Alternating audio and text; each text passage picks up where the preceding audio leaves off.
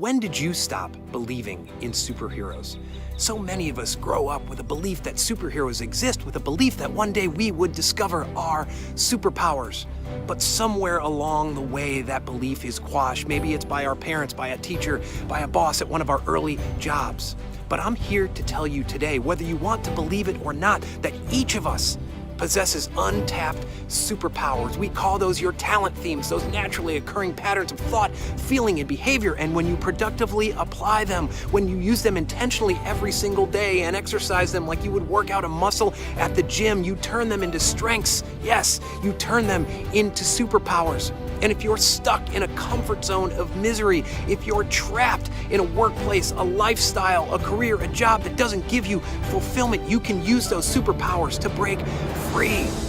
And that's exactly what I do through my coaching program. I help you unlock your superpowers, live by using your superpowers intentionally every day, defining and living your purpose and crushing your big, audacious objectives. So if you're ready to unlock your superpowers, if you're ready to discover the potential of your superpowers, please send me a message today, because my mission in life is to help you.